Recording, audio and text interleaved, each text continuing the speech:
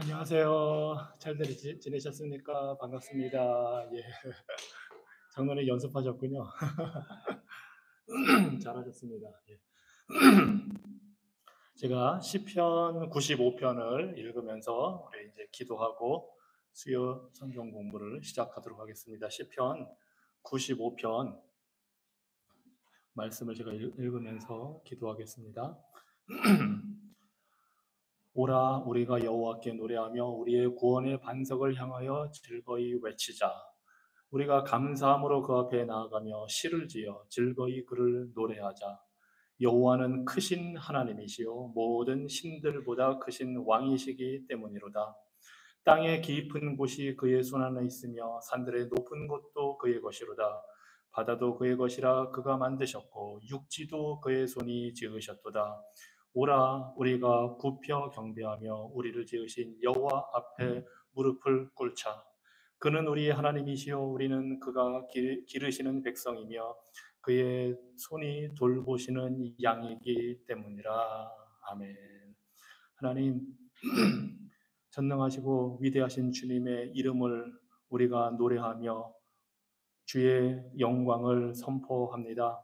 주께서 모든 것을 지으신 창조주이시고 모든 것을 주의 뜻대로 다스리시니 우리가 안전하게 거할 수가 있습니다. 또한 주께서 우리를 백성 삼아 주시고 우리를 양처럼 돌보아 주시니 우리가 평안함을 누립니다. 그래서 우리가 기쁨으로 이 땅에 살면서 하나님을 찬양하고 경배할 수 있게 하신 그 놀라운 능력과 지혜와 구원을 인하여 감사드립니다. 하나님, 이 세상에는 전쟁의 소식이 계속되고 여러 가지 재난과 어려운 일들이 곳곳에 있고 정치, 경제적으로 갈등이 있고 사회, 문화적으로 혼란한 그러한 상황에서 우리가 살아갑니다. 그런 모습을 보며 우리가 이 땅에서 나그네로 살아간다는 사실을 우리가 깨닫습니다. 우리의 본향, 우리의 시민권이 천국에 있기에 우리는 이 땅에 살지만 이곳에 정부치고 살 수 없음을 압니다. 하나님, 우리의 이 모든 믿음의 인생길을 걸어가는 동안에 주께서 우리를 양처럼 이끄시는 목자 되어 주시고 우리의 필요한 것을 채워주시며 우리의 영혼과 육신을 붙들어 주심을 우리가 바라보고 감사하며 주님 앞에 우리가 간구합니다. 주께서 말씀하시기를 너희가 오늘 그의 음성을 듣거든 너희는 무리바에서와 같이 또 광야의 마사에서 지냈던 날과 같이 너희 마음을 완악하게 하지 말지어다. 그때 너희 조상들이 내가 행한 일을 보고서도 나를 시험하고 조사하였도다. 그래서 내가 40년 동안 그 세대로 말미암아 근심하여 이르기를 그들은 마음이 미혹된 백성이라 내 길을 알지 못한다 하였도다. 그러므로 내가 노하여 맹세하기를 그들은 내 안식에 들어오지 못하리라 하였도다. 말씀하신 이 시편의 그 음성을 우리가 듣고 주님의 마음을 근심하게 하는 일이 없도록 우리를 붙들어 주시옵소서. 주의 음성을 들을 때에 마음을 완악하게 하고 강팍하게 하며 겸손히 순종하지 못하는 그런 어리석은 속성과 그런 마음 자세를 하나님 붙잡아 주시고 우리의 마음을 겸손케 하여 주셔서 그 말씀을 듣고 순종하여 하나님의 인도하시는 그 손길, 그 평안함, 그 안식, 쉼을 이 땅에서부터 우리가 맛보고 알게 하여 주시옵소서. 주님만이 우리의 산성이시요 구원이시요 피할 바위가 되십니다. 주님만이 우리의 구원의 능력이 되십니다. 주님, 우리 마음을 정직하고 진실되게 하여 주셔서 성령 하나님이 우리를 아버지 하나님의 자녀라고 인치고 증거하는 그 삶의 능력을 우리가 체험하게 하여 주시옵소서. 감사드리며 예수 그리스도 이름으로 기도합니다. 아멘. 찬송가 새 찬송가 570장 통일 찬송가 453장입니다. 새 찬송가 570장 통일 찬송가 453장 주는 나를 기르시는 목자 찬양하겠습니다.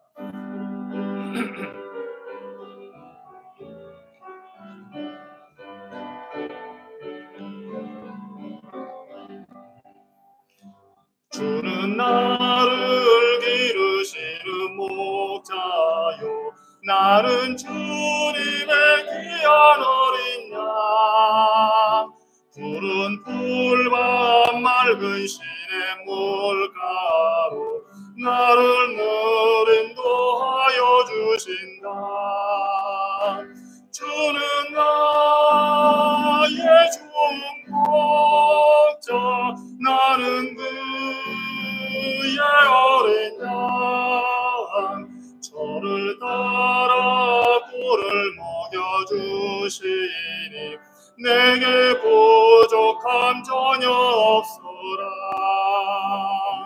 예쁜 새들 노래하는 아침과 노을 비끼는 고운 황혼에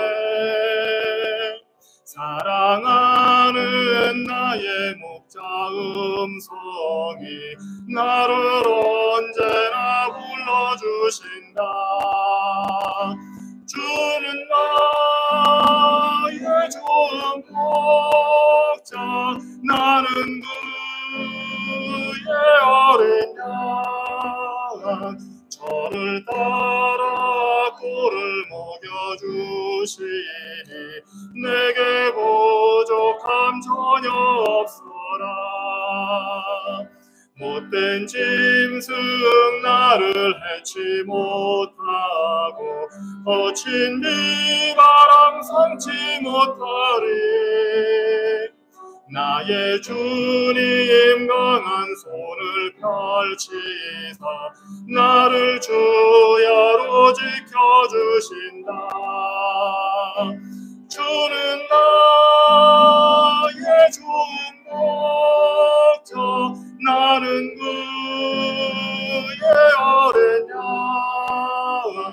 저를 따라 꿀을 먹여주시니 내게 부족함 전혀 없어라. 아멘.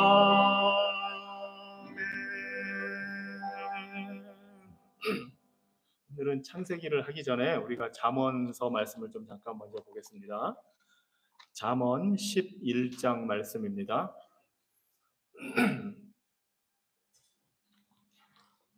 잠언 11장 21절로 25절 말씀입니다.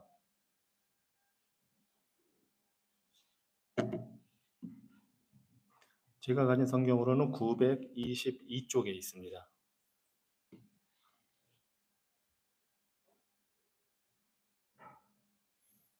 잠언 11장 21절로 25절 말씀 우리 한번 다 같이 5절 말씀 읽겠습니다.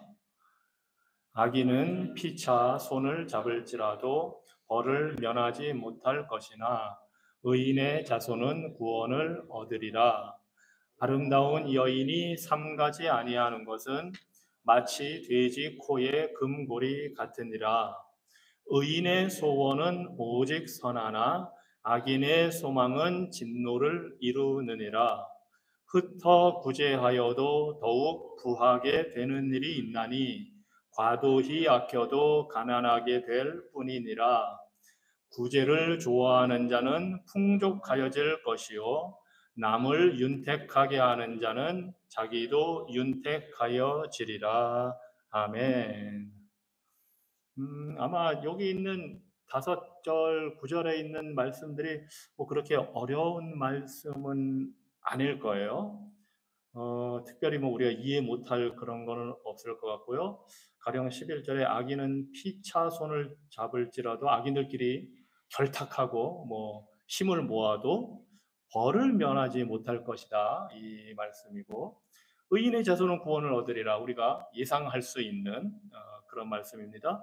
12절은 어떤가요? 갑자기 조금 이게 잠언이 조금 어려운 게 잠언은 한 절씩 보면 다 말이 되는데 그걸 다 연결해서 이해하려면 조금 이제 다 흩어져 있는 것 같아서 정말 구슬을 이제 꿰야 되는 그런 수고도 이제 우리가 필요한데 12절 말씀은 어떤 것 같습니까?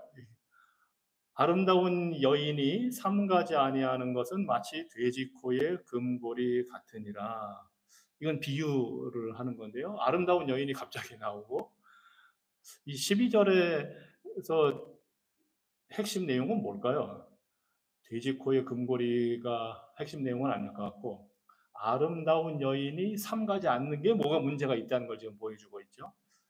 그 다음에 이제 13절은 13절은 의인의 소원은 오직 선하나 이거는 이제 의인이 소원하고 바라는 것은 좋은 결과, 선한 결과를 가져온다는 것을 말합니다.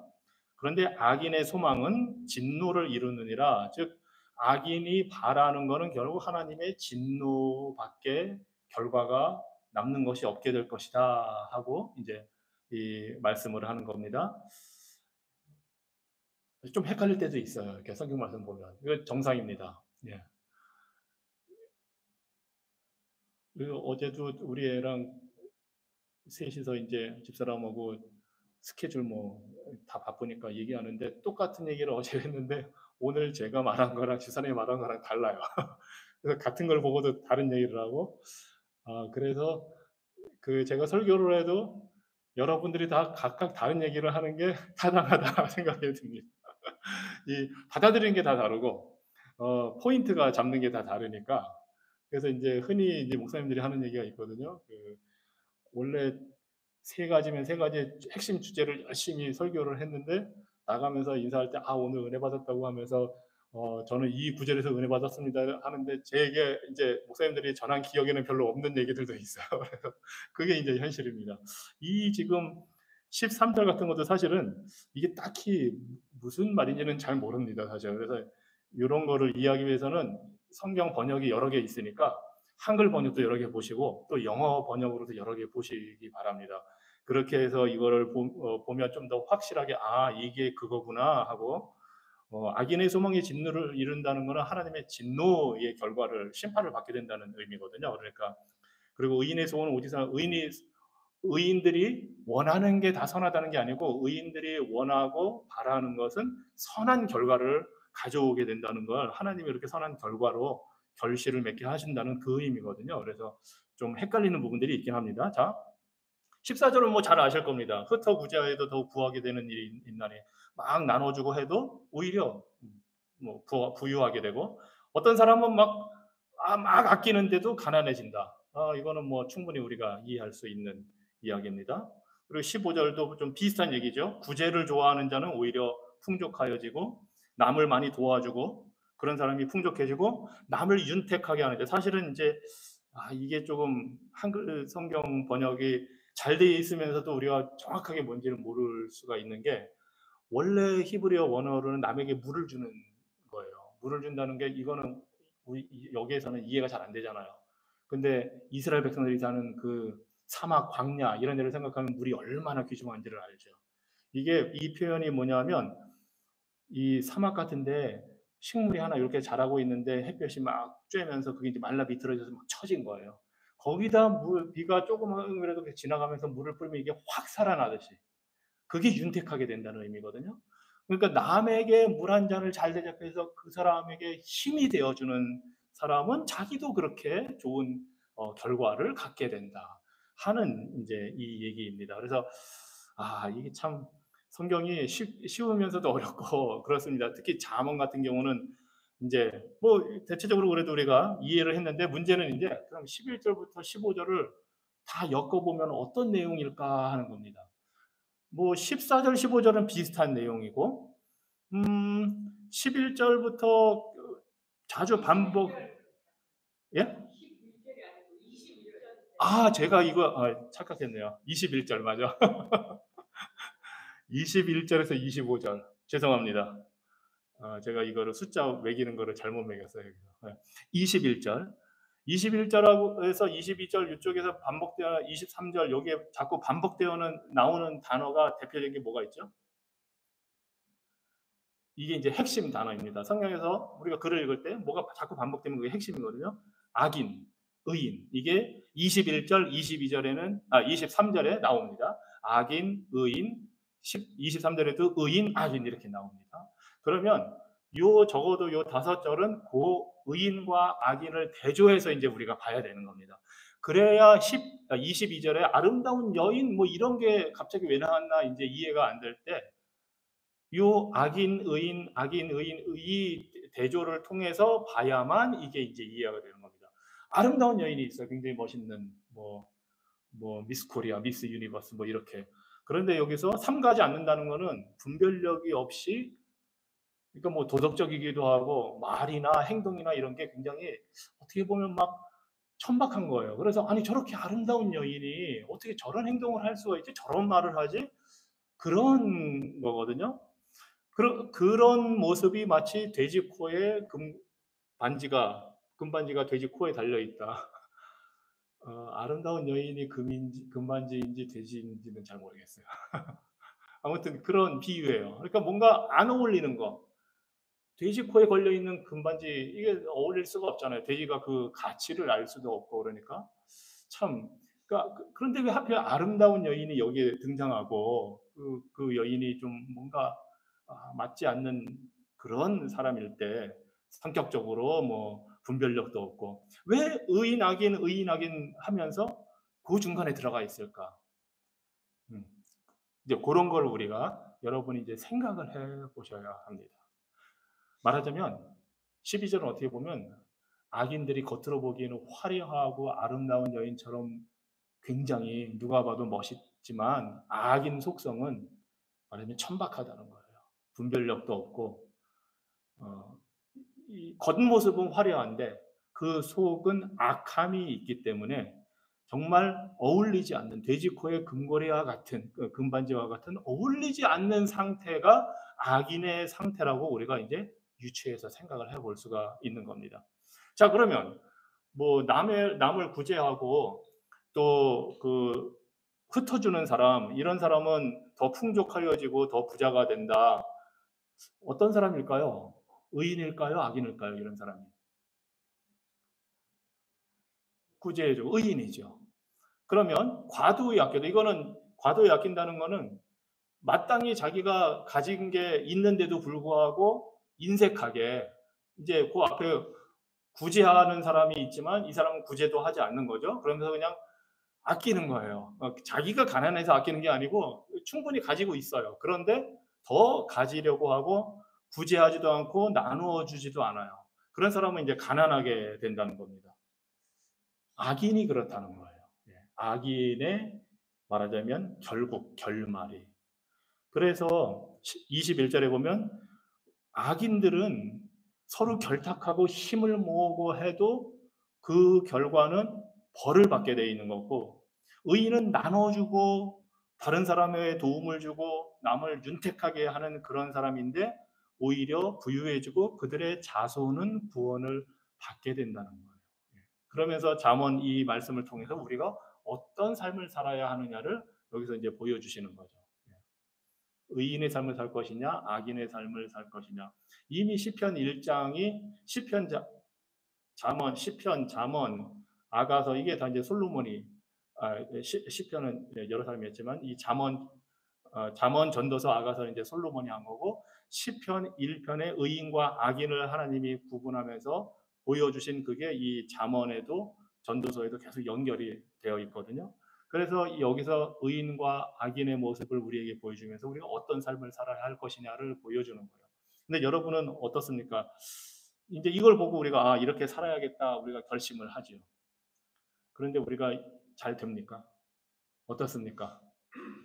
여러분이 나누어주고 구제하는 삶을 해서 부하게 되는 일이 일어난다고 느낍니까? 아니면 자꾸 나눠주다 보니까 점점 내가 어려워지는데 하고 느끼십니까? 아니면 어느 정도까지 해야 될까? 뭐 이런 고민을 하게 됩니까?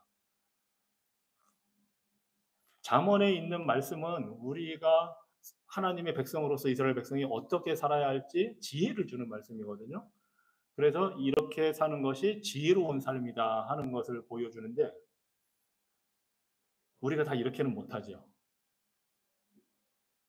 우리는 알잖아요. 우리가 예수님을 믿으면 의인이라고는 알고는 있지만 우리가 이렇게 할 수 있을까?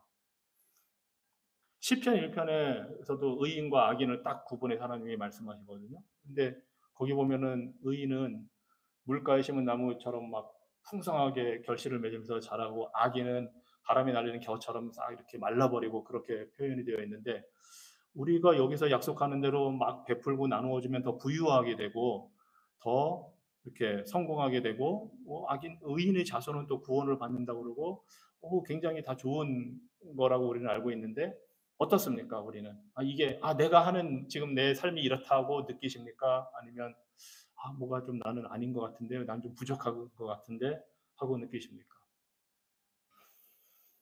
시편이나 잠언에서 의인을 보면 우리에게는 오직 한 분밖에 없습니다. 사실은 예수 그리스도밖에 없습니다. 그래서 이제 이 구약이 다 예수님에 대한 것이라고 예수님께서도 계속 말씀하셨잖아요. 모세와 선지자와 시편의 글들이 다 예수님에 대한 것이다. 진정한 의인은 예수님밖에 없습니다. 그리고 그 예수님은 진정한 의인으로서 모든 것을 다 가지신 부자이시기 때문에 그런데 그분은 의인이시기 때문에 구원을 우리에게 나누어 주십니다. 자비를 베풀어 주셔서 우리를 구원해 주시고 가난한 자, 비참한 자들에게 생명을 주십니다. 그러면 그렇게 할수록 예수님은 더 부유해지는 겁니다. 왜냐하면 생명의 사람들을 얻기 때문입니다. 예수님은 계속 부유해집니다. 한 사람이 예수님을 믿을 때마다 의인이 되는 거기 때문에 그렇습니다. 그래서 예수님이 진정한 의인으로서 부유해지는 삶을 살고 지금도 계속해서 우리 주님은 계속 부자가 되는 겁니다. 하늘나라에 계셔서. 그리고 우리가 그 예수님의 의를 가진 의인이 되어서 이런 삶을 살 수 있게 되는 겁니다. 왜냐하면 우리 안에 부자이신 예수님이 계시기 때문에 우리가 나누어 주고 구제하는 일을 주님을 신뢰하고 할 수 있는 겁니다. 결과, 대가를 바라서가 아니라 우리 안에 부자이신 예수 그리스도가 나의 의의 근거가 되시기 때문에 우리도 구제를 좋아하고 우리도 더 흩어서 나누어 주게 되고 악인처럼 겉모습만 번지르르한 아름다운 여인 그런데 분별력도 없고 천박한 사람이 아니라 정말로 하나님 보시기에 아름다운 여인의 모습, 신부의 모습으로 살 수 있게 되는 것이 우리의 구원의 근거이신 예수님이 오직 유일한 진정한 의인이시기 때문에 그렇게 되는 겁니다. 그래서 놀랍게도 11절에 21절에 뭐라고 말하냐면 의인의 자손은 구원을 얻으리라 합니다. 내가 의인이라고 내 자식들이 저절로 다 구원받는 건 아니잖아요. 내가 예수님 믿었다고. 이 말씀이 유일하게 완벽하게 적용될 수 있는 분은 예수님밖에 없습니다. 의인이신 예수님을 믿는 그 사람들, 그 자손들은 다 구원을 받게 됩니다. 물론 우리도 믿음의 가정을 이루어서 우리 자녀들을 믿음으로 교육하고 해서 복음을 전해서 그 자녀들도 구원받는 그 삶을 살도록 우리가 인도할 수는 있습니다. 하지만 오직 의로우신 예수님만이 자손이 구원을 얻도록 확실하게 해 주실 수 있는 분입니다. 하나님이 그 복을 예수님에게 주셨습니다. 그리고 우리는 예수님을 통해서 이 복을 받은 사람들이 됩니다. 그래서 우리가 의인으로 살게 되는 겁니다. 그리고 부자이신 예수님이 우리의 의의 근거이기 때문에 우리도 이 지금 잠언에서 말하는 이 삶을 의인의 삶을 살 수가 있는 겁니다. 악인들처럼 자기네끼리 힘 모으고 결탁해서 심판을 피하기 위해서 노력할 필요가 없습니다. 그저 우리는 예수님을 의지하고 그 의를 힘입어 우리가 원하는 것이 예수 그리스도 안에 있으면 그 결과가 선하게 되도록 하나님이 해 주십니다. 여기에서 선이라는 것은 하나님 보시는 기준에서 선입니다. 우리가 보는 것과는 다를 수는 있습니다. 이 자문 말씀대로 하면 예수님 믿는 사람들, 의인들은 고난도 없어야 되고 다 잘 돼야 되잖아요. 다 부유해야 되고.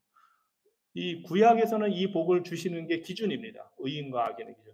하지만 예수 그리스도 안에서는 이것이 예수님에게 다 성취가 되었고 우리는 그 예수님이 성취하신 것을 받아 누리는데 이제 예수님 안에서 확실한 구원받은 의인으로서 그 결과는 하나님께 맡기고 우리가 사는 거기 때문에 우리가 볼 때는 우리가 원하고 바라는 것이 다 우리 생각대로 안 이루어져도 그것은 하나님 보시기에 선하게 이루어 주시게 됩니다. 그래서 모든 것이 합력하여 선을 이루도록 하나님이 하십니다. 하지만 악인들은 아무리 이 세상에서 성공하는 것 같고 여기 나오는 아름다운 여인처럼 막 겉으로는 화려하게 부자가 되고 자식들이 다 잘 되고 뭐 장수를 누리는 것 같아도 그 결국은 벌을 면하지 못하고 하나님의 진노를 받게 된다는 것을 여기서 보여줍니다. 이것이 이 잠언 11장 21절에서 25절의 말씀이 의미하는 겁니다.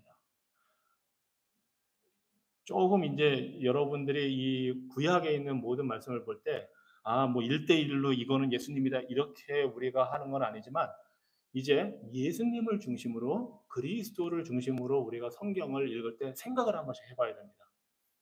왜 하나님이 이런 불가능한, 때로는 어떻게 보면 불가능한 말씀을 우리에게 하라고 주시는데 나는 할 수 없다는 걸 우리가 알잖아요. 그런데 그게 어떻게 우리에게 적용이 될까 할 때 예수님을 꼭 생각하시고 예수님에게서 그게 어떻게 이루어졌고 그 예수님을 통해서 이제 우리가 어떻게 이루고 살아가는지, 사실은 예수님이 여기 있는 걸 다 이루셨기 때문에 우리는 예수님 안에 있기만 하면 우리가 다 이룬 게 되는 겁니다.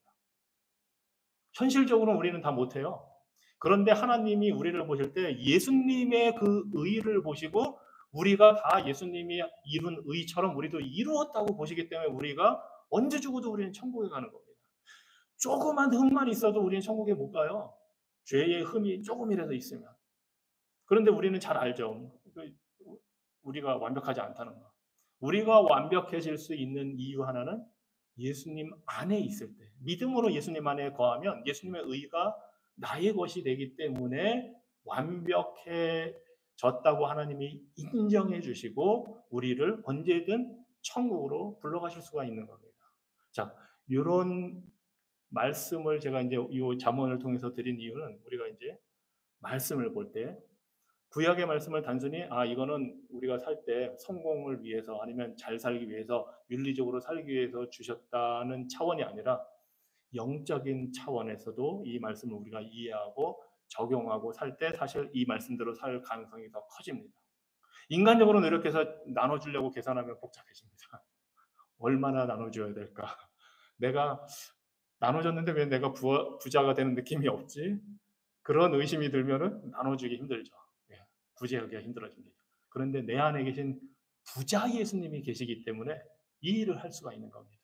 현실적으로 나는 가난해질 수 있습니다.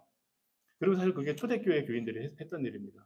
초대교회 교인들은 특히 이방인 교회들이 예루살렘에 큰 기근이 온다는 예언자, 선지자의 그 이야기를 듣고 위에서 기도하면서 구제헌금을 했습니다. 근데 이제 뭐 부자들이야 돈이 많으니까 할 수 있는데 보통 평범한 사람들 또는 노예들은 그만한 돈은 없었습니다. 그래서 그들이 한 게 뭐냐면 금식을 한 겁니다. 하루에 한 끼 또는 하루. 금식해서 모은 쌀, 모은 밀, 모은 돈을 며칠이고 모아서 한 달이면 한 달, 뭐 매일은 아니었겠죠. 뭐 하루에 한 끼라든가 그렇게 해서 보내는 겁니다. 의로운 삶을 산 겁니다. 의인의 삶을. 그들이 그렇게 해서 부자가 됐다는 기록은 없습니다. 그런데 그들이 기쁨으로 그 일들을 했습니다. 물론 다 기쁨으로 한 것만은 아닌 것 같아요. 왜냐하면 사도 바울이 고린도 교회 교인들에게 헌금 작정하라고 이제 압력을 넣거든요. 마케도니아 다른 교인들은 정말 가난하고 힘든데도 그렇게 하는데 여러분은 잘 살면서 왜 작정한 헌금을 안 하십니까? 하고 이 사도 바울이 강력하게 권면을 합니다. 참 이제 그 초대교회도 여러 가지 모습이 있는데 그렇게 아무튼 초대교회인들이 할 수 있었던 것은 예수님의 의를 누리고 기뻐하기 때문에 가능했던 겁니다. 자, 잠언 말씀은 혹시 이 잠언 말씀을 가지고 뭐 질문이 있나요? 예, 예. 그러면 예수님은 이제 성경 부자가 되시는데 기독교인이 지금 성경이 줄어들잖아. 예. 그러면 그것은 어떻게 이해해요?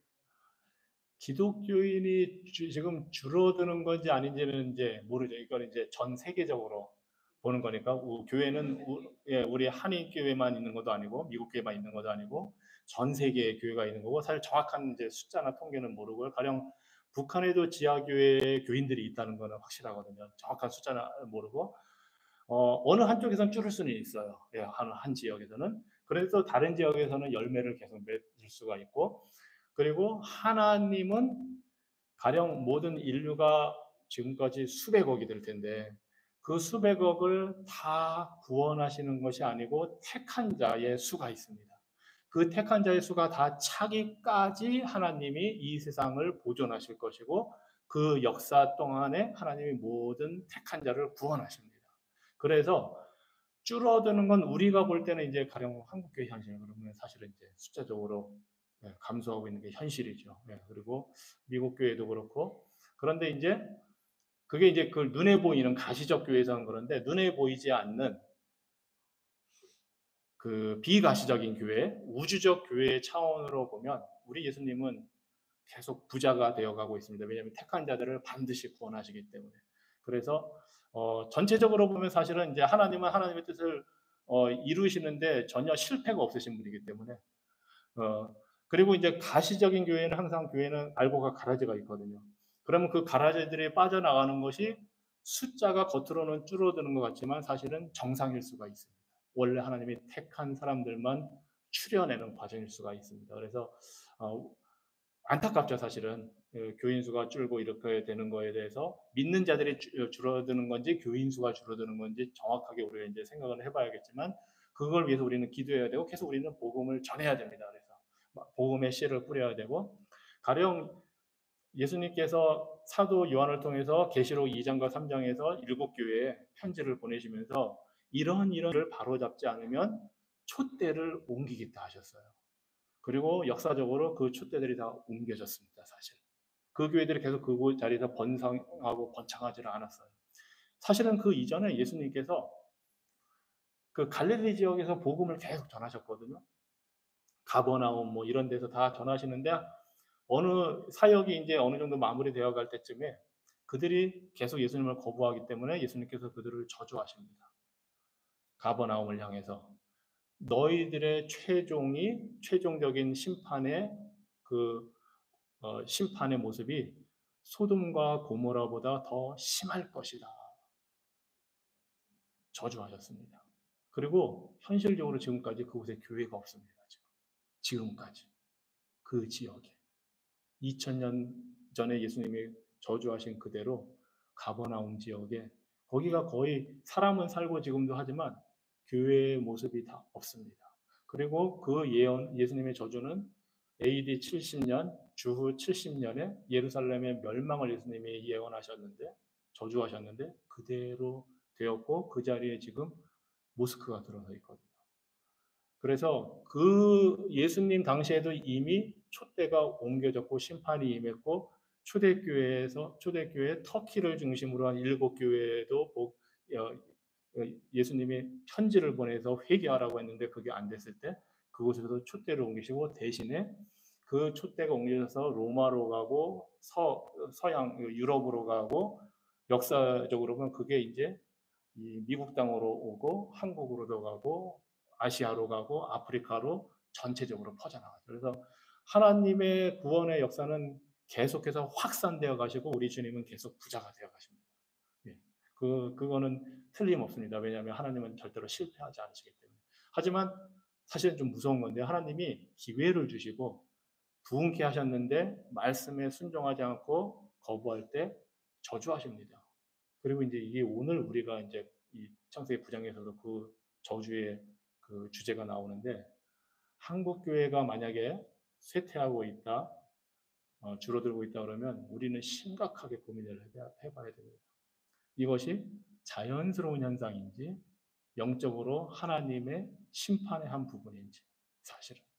그래서 우리가 사실은 두렵고 떨림으로 이 현상을 봐야 되고 단순히 교회가 크고 성장하고 막 늘어나는 그거를 우리가 바랄 게 아니고 정말로 하나님의 택한 백성들이 구원 얻도록 우리가 복음을 전해서 현실은 굉장히 이렇게 어려운 것 같아도 하나님의 복음이 역사한다는 사실을 여러분 혹시 주변에서 누구 한 명이라도 믿지 않는 사람인데 예수님 믿었다는 얘기를 들으신 일이 있나요?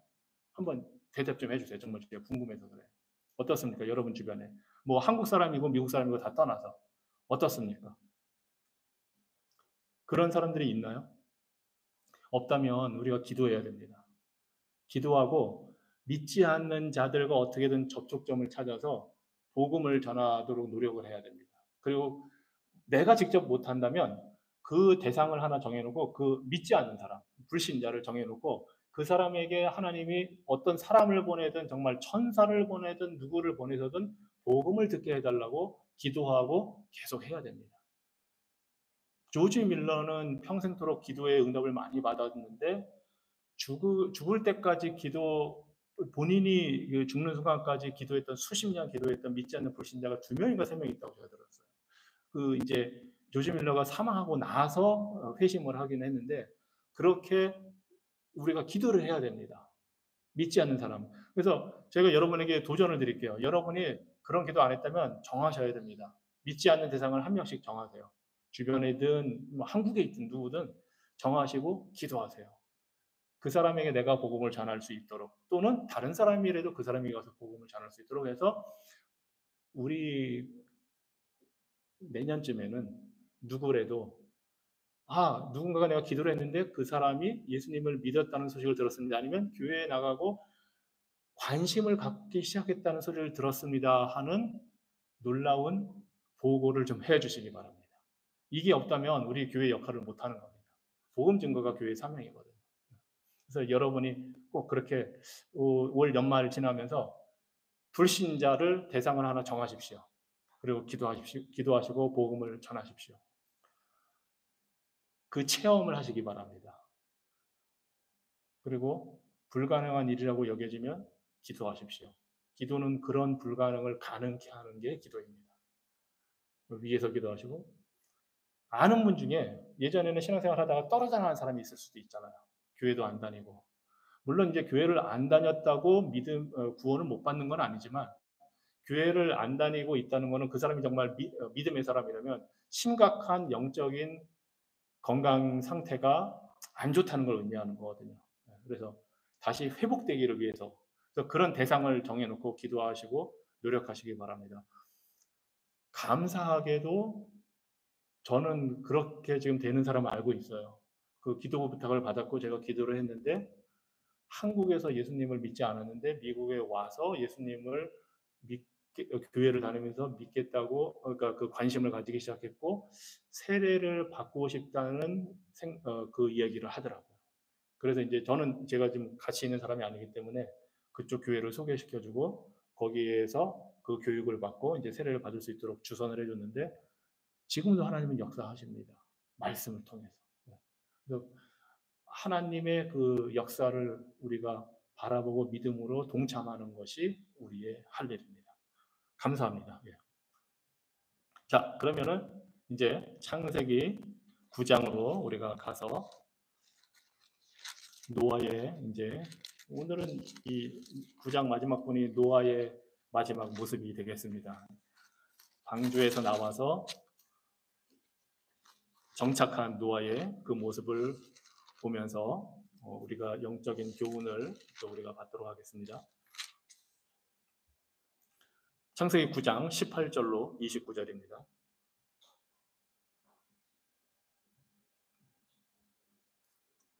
방주에서 나온 노아의 아들들은 셈과 함과 야벳이며 함은 가나안의 아버지라. 노아의 이 세 아들로부터 사람들이 온 땅에 퍼지니라. 당연하죠. 아무도 없었으니까. 노아가 농사를 시작하여 포도나무를 심었더니 포도주를 마시고 취하여 그 장막 안에서 벌거벗은지라. 가나안의 아버지 함이 그의 아버지 하체를 보고 밖으로 나가서 그의 두 형제에게 알림해 셈과 야벳이 옷을 가져다가 자기들의 어깨에 메고 뒷걸음쳐 들어가서 그들의 아버지의 하체를 덮었으며 그들이 얼굴을 돌이키고 그들의 아버지의 하체를 보지 아니하였더라. 노아가 술이 깨어 그의 작은 아들이 자기에게 행한 일을 알고 이에 이르되 가나안은 저주를 받아 그의 형제의 종들의 종이 되기를 원하노라 하고 또 이르되 셈의 하나님 여호와를 찬송하리로다. 가나안은 셈의 종이 되고 하나님이 야벳을 창대하게 하사 셈의 장막에 거하게 하시고 가나안은 그의 종이 되게 하시기를 원하노라 하였더라. 홍수 후에 노아가 350년을 살았고 그의 나이가 950세가 되어 죽었더라. 지금 남은 시간이 많은 건 아니기 때문에 이 부분을 읽을 때 여러분 드는 생각이 뭐가 있으신가요? 이제 소위 은혜로운 말씀입니다. 이렇게 받게 되나요? 아니면은 여러분의 첫 인상이 어떤가요? 네, 이걸 딱 볼 때. 왜 아버지가 아들을 죽이고 예, 예, 이거를 우리가 물어봐야 됩니다. 예, 이 부분을. 예. 이게 저주가 지금 굉장히 중요한 주제로 지금 하나 나오고 있어요. 또 어떤 면이 여러분이 이거 좀 아, 지금 이제 그 권사님의 질문은 성경에서 왜 이런 이야기를 더군다나 노아 같은 사람이에요. 그렇죠. 제가 이제 지난주에 말씀드렸는데 노아는 요 사실 8장 요 9장 17절까지는 노아는 의롭고 흠이 없고 하나님 말씀에 그대로 순종한 사람이라고 다 되어 있잖아요. 말 한마디가 없었어요, 노아가. 노아가 말했다는 기록이 없어요. 물론 당연히 살면서 말했겠죠. 그런데 성경의 기록이 없이 노아는 하나님께서 명하신 대로 다 행하였다라 순종의 사람으로 돼 있어요. 정말 의로운 사람이에요. 우리가 에스겔서에서 봤지만 노아와 욥과 다니엘 셋 의인에 대해서 특별히 언급할 정도로. 그런데 이 지금 18절부터 해서 보면 노아가 한 유일한 말이 저주의 말이에요. 네. 노아가 한 유일한 말이 저주예요.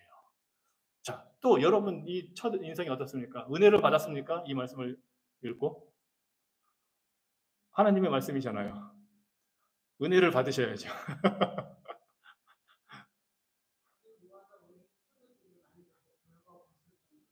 그쵸? 이것도 우리가 질문해 봐야 됩니다. 이제 술의 문제. 이 술 문제. 네.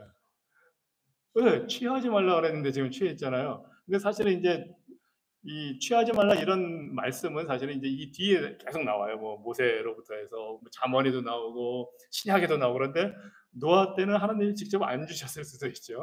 뭐 그거는 그냥 제가 생각하는 겁니다만 아무튼 왜 술을 먹고 이렇게 취했을까? 예. 그래서 술에 대해서 우리 생각해 봐야 되고 그 다음에 주에 대해서 생각해 봐야 돼. 또 어떤 걸 우리가 뭐 생각해 보면 좋을까요?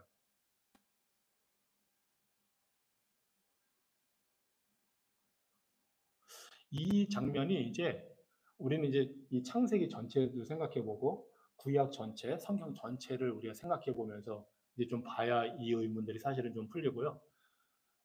말하자면 요 한 우리가 성경을 읽을 때 오늘 한 부분이 아까 잠언을 읽을 때도 제가 이제 예수 그리스도와 연결해서 보라고 그랬잖아요. 그런 것처럼 이 노아의 이 사건이 구약의 전체 흐름에서 어떤 위치가 있을까 이제 그런 것도 우리가 이제 생각을 해봐야 됩니다. 그냥 이거 하나만 딱 보고 윤리적인 교훈을 딱 얻으면 술 취하지 말자. 그 다음에 또 하나 이제 지금 저주로 가기 전에 왜 저주하게 됐죠? 누구를 저주했죠, 지금? 아니에요. 누가 저주받았나요? 직접적인 저주의 대상이 누구죠?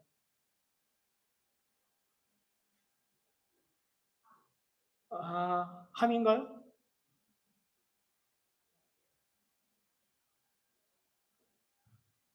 잘못은 누가 했죠? 지금 여기서 보면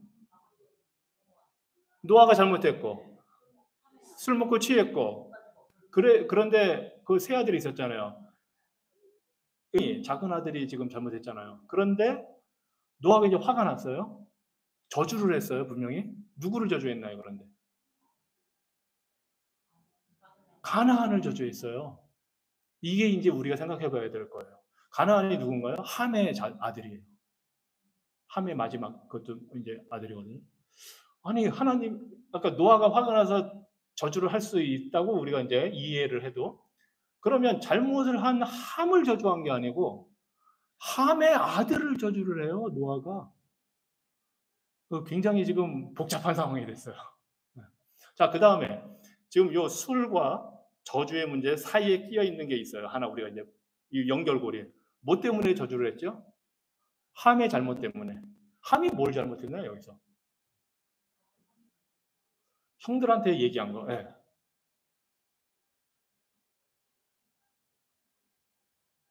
함이 형들은 그 얘기를 듣고 뭐 어떤 일을 했나요, 지금?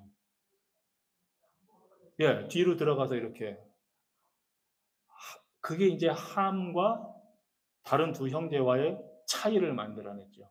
즉 노아의 잘못을 덮어주지 않았다는 거예요. 함은. 그리고 그거를 드러냈어요. 네.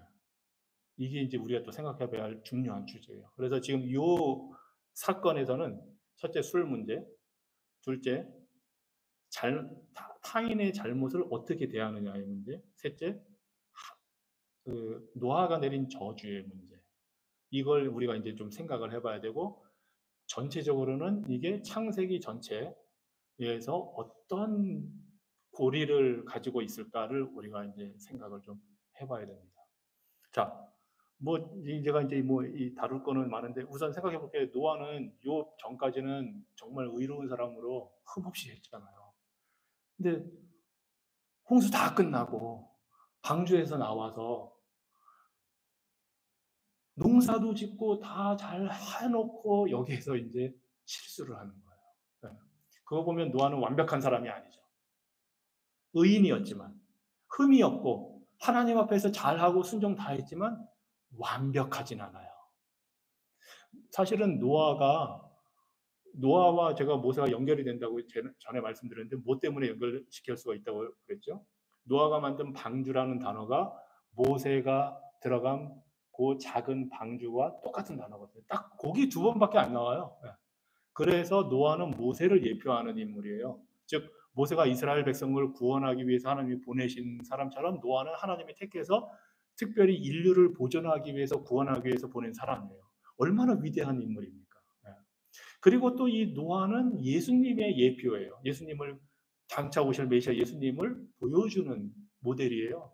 그래서 노아의 방주 안에 들어가서 구원을 받은 것처럼 우리도 예수님 안에 들어가서 믿음으로 들어갈 때에만 구원을 받게 되고, 노아와 8가족만 남은 이유는 다른 그 모든 사람들은 하나님의 심판의 메시지를 듣지 않은 거예요. 믿지를 않았어요. 그래서 다 멸망당했거든요. 하나님이 100년이나 기간을 줬거든요, 사실은. 노아 500세의 그 홍수를 얘기하시면서 600세 되던 해에 홍수가 왔거든요.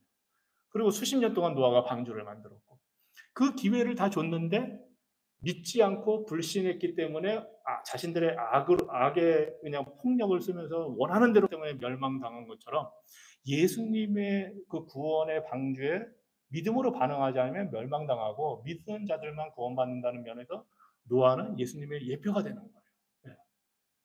그리고 사실 예수님이 최후의 심판을 말씀하실 때도 노아 시대를 항상 비교해서 말씀하셨고, 이렇게 대단한 인물인데 모든 게 잘 끝났어요.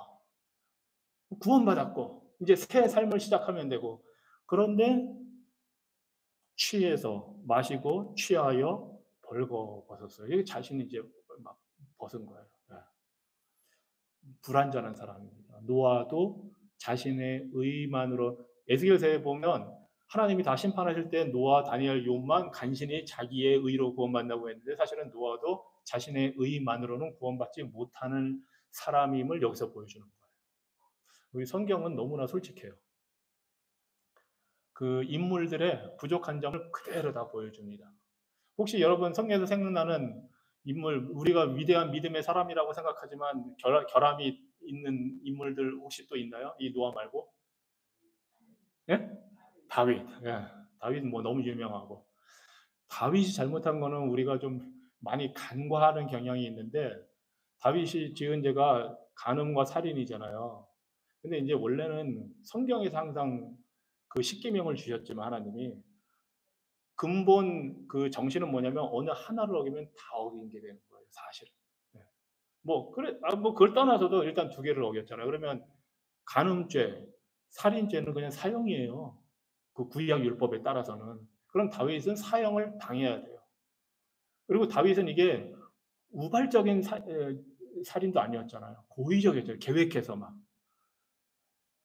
밧세바를 보고 데려오라고 해서 신하들이, 아니, 저 여인이 누구냐 물었더니 신하들이 우리아의 저 여인은 우리아의 아내, 햇사람 우리아의 아내라고 구태여 신하들이 말하거든요. 즉 유부녀다. 그런데 다윗이 불러도 다 알고서 했다는 거예요. 그래서 이 2가지 위반만으로도 사형을 당해야 되는 죄를 지었죠. 그리고 짓자마자 그냥 회개한 것도 아니잖아요. 나단이 찾아와서 회개를 하라고 할 때까지 그 대가로 밧세바가 낳은 애가 죽어요. 애기가.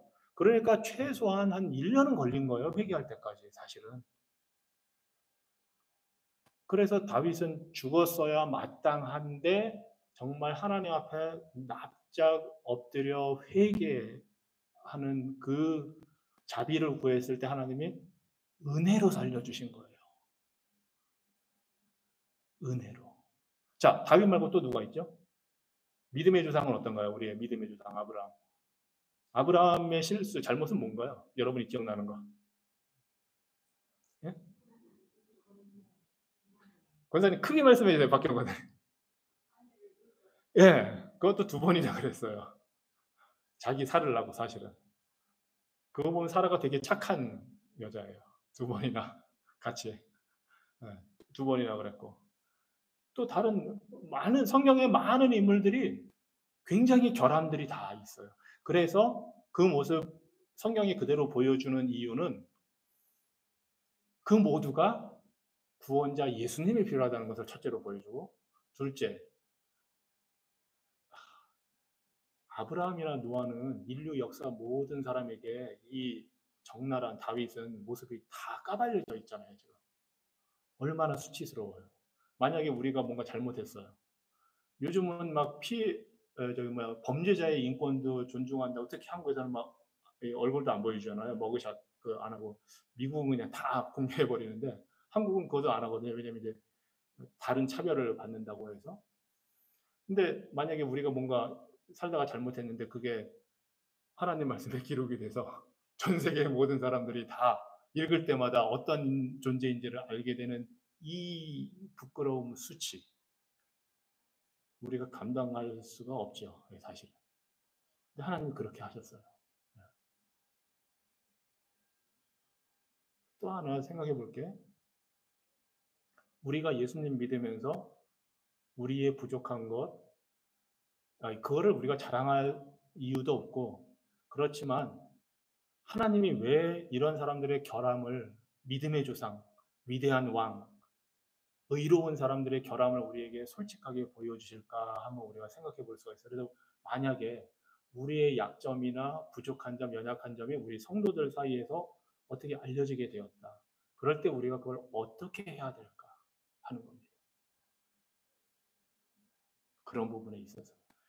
믿음이 좋다고 할 때, 신앙, 믿음이 좋다고 할 때는 그런 상황이 있을 때 우리가 어떻게 반응을 하느냐를 보면 믿음이 좋은지를 알 수가 있어요.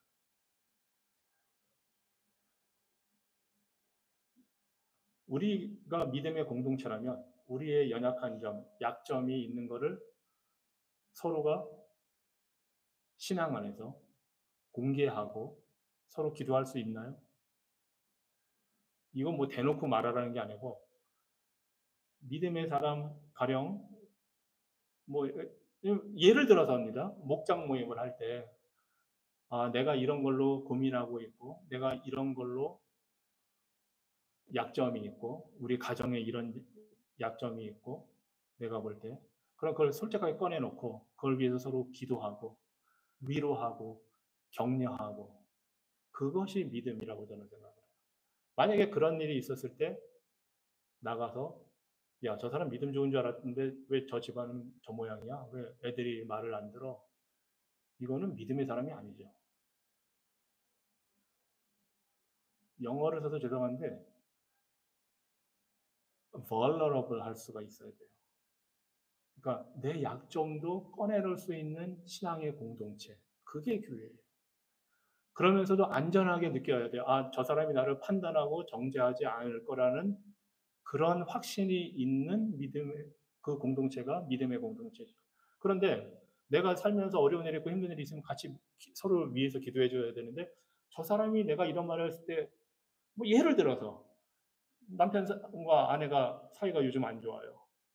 그럼 그걸 갖다가 둘이서 해결하려고 하는데 잘 안 돼요. 그러면 가령 목장 모임 아니면 내가 신뢰할 수 있는 그런 믿음의 사람들 앞에 가서 우리 집안에 이런 문제가 있다. 좀 위해서 기도해 달라. 할 수가 있나요?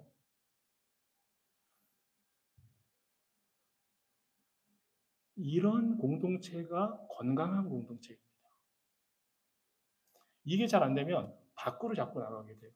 물론 때로는 우리가 전문가의 도움을 받을 필요가 있어요. 그래서 상담사를 찾아간다든지 필요하면 정신과도 우리가 가서 그 도움을 받을 수가 있어요. 그런데 먼저 우리는 교회 안에서 영적인 돌봄을 해야 되거든요. 밖에서 우리가 병원 가서 치료받는 것도 해야 되지만 우리가 몸이 아프면 병원 가잖아요. 그리고 위에서 기도하잖아요. 똑같아요. 가정에 있는 어려운 문제, 자녀가 아니 부모가 열심히 기도해도 자녀가 믿지 않을 수도 있잖아요. 그럼 그 믿지 않는 자녀를 위해서 믿음의 공동체 내놓고 우리 자녀를 위해서 좀 기도해 달라. 이런 게 되는 공동체가 믿음의 공동체죠. 교회 와서는 다 잘 지내는 것 같은 모습만 보이려고 한다면 이게 위선이죠. 아니 성경에서 지금 노아의 모습도 이렇게 적나라하게 보여주시는데 건강한 교회라는 거는 믿음 안에서 서로 포용할 수 있고 그 안에서 나눈 이야기들을 밖에 나가서 퍼뜨리지 않고 좋은 거는 자랑해야죠. 물론. 그런데 다른 사람의 아픔, 상처 그걸 갖고 나가서 가십으로 삼고 그거는 믿음의 사람이 아니죠. 그리고 그게 큰 죄예요. 사실은 성경에서 말하는 뒤에서 말하는 거, 뒷담화하는 거, 가십. 그런데 심지어 연예인 가십도 우리는 하면 안 돼요. 그래서 그것도 가십이에요. 연예인이 무슨 일을 했건 우리는 그걸 하면 안 되는 거예요. 정치인이 무슨 일을 했건 우리는 사실을 말하고 위에서 기도하고 그 사람을 위해서 그걸 해줘야지. 그 사람이 이랬대더라 저랬대더라 연예인이 이랬대더라 저랬대더라 교회 성도들이 모여서 만약에 그런 얘기들만 하고 있다면 이게 믿음의 공동체와 믿지 않는 사람들과 무슨 차이가 있겠습니까?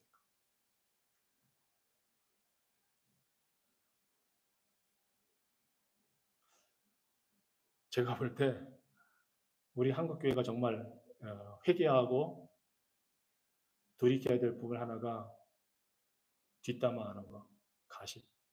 그리고 그것 때문에 하나님의 복을 제 개인적인 인간적인 표현입니다. 다 까먹어요.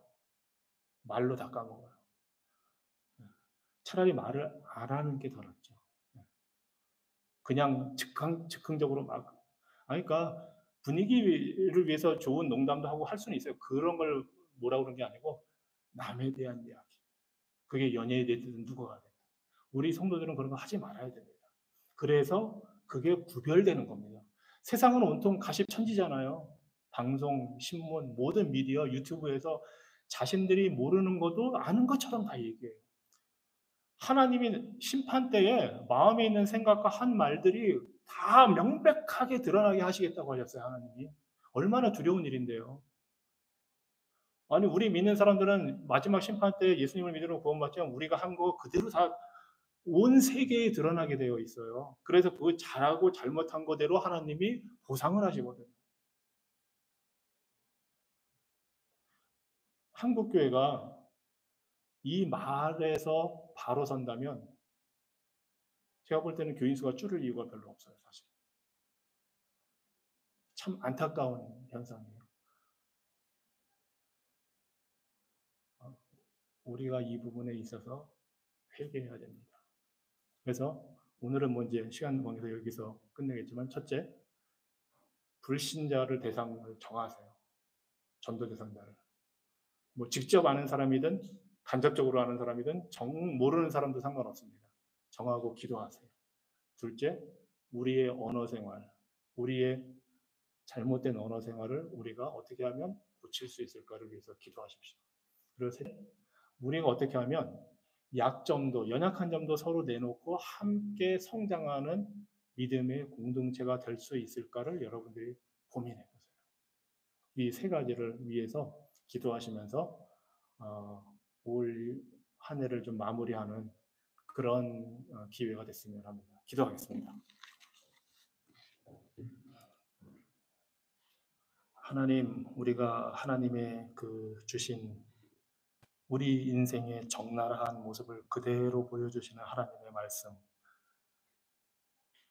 하나님의 영으로 감동이 되어 기록되어 우리에게 주신 이 하나님의 말씀을 우리가 대할 때에 우리는 어, 은혜 받고 싶고 좋은 것을 격려받고 싶고 하지만 또 때로는 이 말씀이 얼마나 우리에게 두렵게 다가오는지 이 시간 우리가 깨닫습니다. 주님, 우리를 도와주시옵소서. 달콤한 사탕 같은 말을, 그런 것만을 듣고 싶어 하는 건 아닌지 우리를 돌아보게 하시고, 때로 하나님께서 이렇게 무거운 말씀을 우리에게 주실 때에 그 말씀 앞에서 우리 자신을 돌이켜보고 회개하고 돌이켜서 하나님이 원하시는 것을 추구할 수 있는 그런 마음도 우리에게 주시옵소서. 우리 힘으로는 할 수 없지만 우리가 믿는 예수 그리스도께서 우리의 의가 되셔서 우리 안에 거하시기 때문에 그 주님을 의지하고 우리가 간구합니다.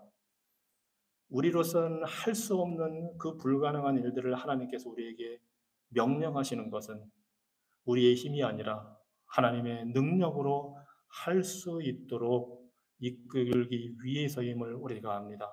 하나님, 우리 안에서 하나님의 말씀이 이루어지고 그 말씀대로 우리가 순종하는 이런 놀라운 불가능한 일들이 우리 각 개개인의 삶에, 가정에, 우리 교회 공동체 안에 이루어지는 그 기적을 바라볼 수 있는 믿음을 우리에게 허락하여 주시옵소서. 예수 그리스도 이름으로 기도합니다. 아멘.